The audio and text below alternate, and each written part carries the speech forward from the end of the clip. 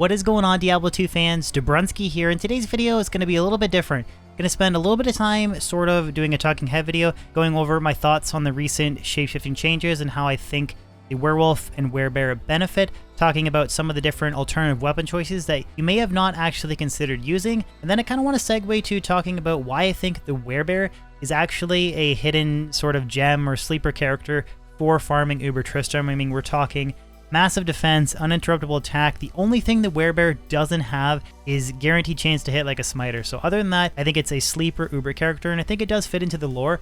So it'll be sort of a discussion video followed up by highlights of Uber Tristram, doing just some Twitch highlights and content, stuff like that. So hopefully you guys enjoy this video. Again, if you like this style of video, I may do it more often, kind of Twitch highlights merged with opinion pieces. But if you guys do enjoy this YouTube content, I do stream twice a week on Twitch, and I got the link for my Twitch channel in the description below. So any follows on that platform would be very much appreciated.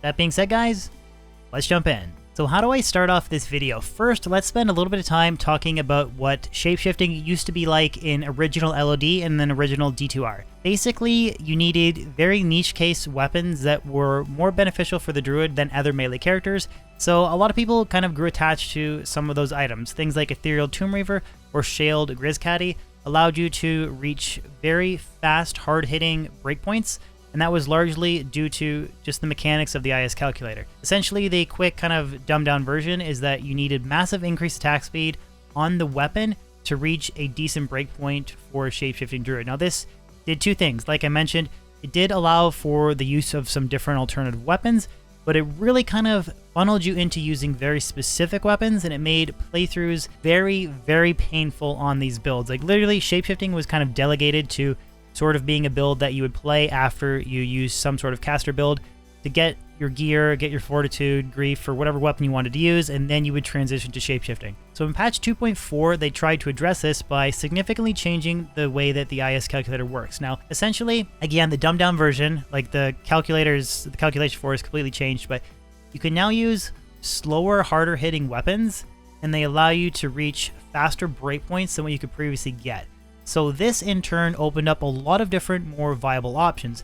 And on top of that, they tried to sort of kind of split the werewolf and werebear with their own kind of different fantasy paths. So the werewolf is a little bit weaker of a character, but faster moving and really hard hitting and just very successful or successive quick hard hitting attacks like Fury. So you can attack a little bit quicker. They sped up the animation between Fury, and you can use some pretty powerful weapons like Reaper's Toll, things like that for the Reaper Wolf. Again, I have made complete videos covering that build. It frickin' rips.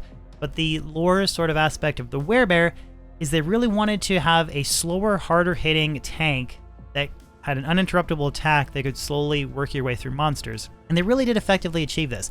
I know a lot of people will probably sound off in the comment section below like they missed their Shale Grizzcaddy and hitting super fast breakpoints with the Fireclaw setup, but I really do think they've made shapeshifting work for the better, because you can now invest less points to have a really good hard-hitting Fireclaw build.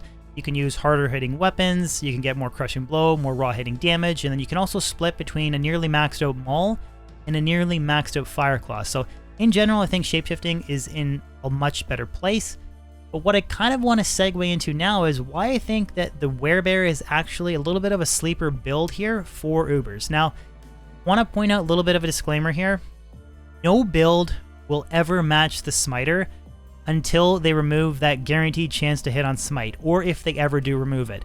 That is what makes Smite Kingpin, because it's uninterruptible attack, but it always hits. So it's very easy to proc life tap with things like Drax Gloves or Exile Shield. The issue other builds struggle with is just that chance of hitting Ubers. If you have like a 65-70% chance to hit with a perfect inventory, using like a Blessed Aim Mercenary for as long as he can survive, using Demon Limb for the enchant buff proc, dual angelics, that kind of thing, you really can't get past a 75% chance to hit. So this really makes werebear for other builds very difficult compared to a smiter. So that's kind of like my disclaimer. It will never beat a smiter, but some of the changes that they've made are actually for the better and make a werebear probably one of the better, more tankier builds, because you can get an insane amount of defense with just pumping a bunch of points into werebear. You can get an insane amount of plus life from pumping a bunch of points into lycanthropy, and then you have Maul that stuns non-bosses, so that's really good, but a ton of cranked up damage and uninterruptible attack. So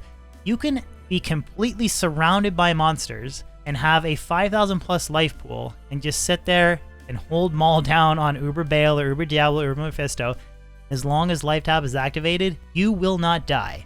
That is what makes the Werebear such an interesting build, and again, it's been such sort of like a divisive change in the community. Like, people just really seem to like that really fast, hard-hitting approach that we had in the previous patch, but I kind of think that the changes they made are definitely for the better. So that's kind of my quick dumbed-down version of what shapeshifting was like prior to patch 2.4, some of the changes they introduced and how new weapons are more viable, and then why I think the Werebear is actually a very solid sleeper choice for Uber Tristram. So with that being said, I'm just going to kind of jump right into some highlights from a Twitch stream that cover a Werebear with pretty solid gear. Like, I would say everything on this build wasn't worth like 200 runes outside of I was using an Ethereal Windhammer with a Zodrun in it. So that is kind of a rare weapon, but you could easily switch that out for a Shield Ribcracker and have the same amount of Crushing Blow, just a little bit less enhanced damage. So I want to point that out, that the build is relatively cheap outside of the weapon,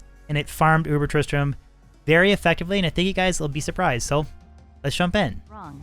Don't care if you're having fun. It's wrong. I'm playing Druid wrong. Why am I playing the Druid wrong? And is it because I'm not playing a Smiter? Is that why it's wrong? Okay, let's see if we can take on the easiest guy. Easiest guy, he's by himself.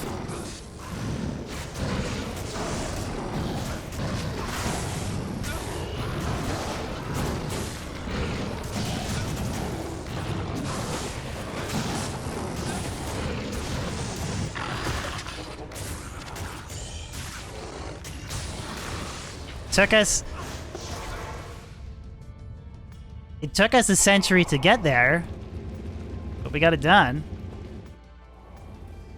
Looking for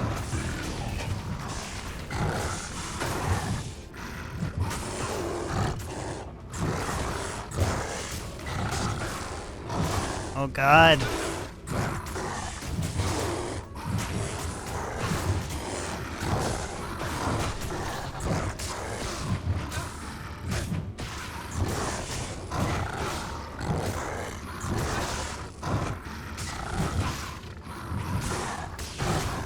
Wake me up when it's done, chat.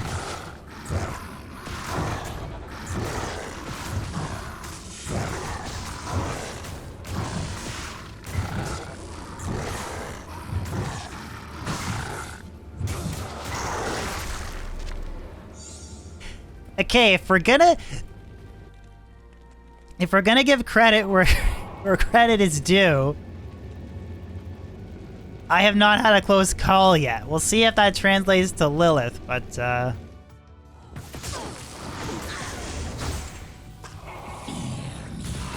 okay. Let's see how Lilith goes.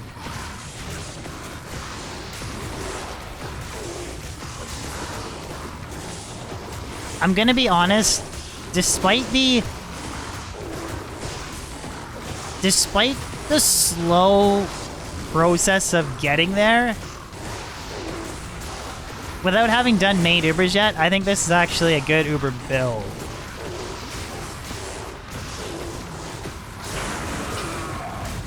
Yeah, it's you're trading like clear speed and stuff for like next level survivability. Yeah. Stretch and drink some water. We gonna be here for a while, boys. Okay. You need 305 to be at max. Oh, did they aggro Mephisto already?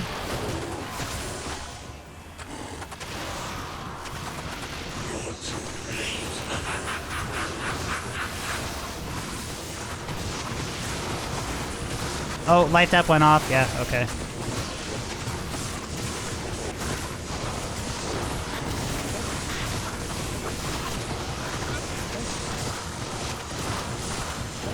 Trying to keep the Merc alive? Darn it, Merc died. I'm just gonna quickly go back and get the Merc. But just because I want the negative defense res so I have a better chance to hit. Because he should be able to survive Diablo and Bale. But yeah, that was actually pretty easy.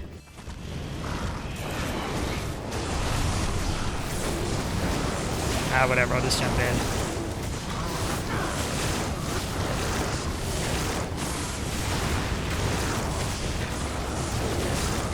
Life tap still hasn't gone off yet. There we go.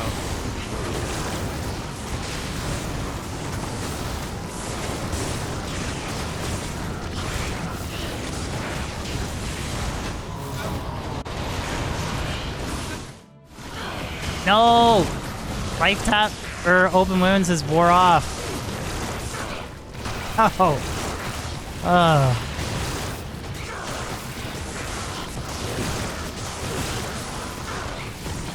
Come on.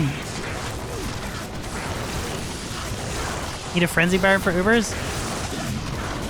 I like frenzy because Howl scatters monsters. It is pretty sweet.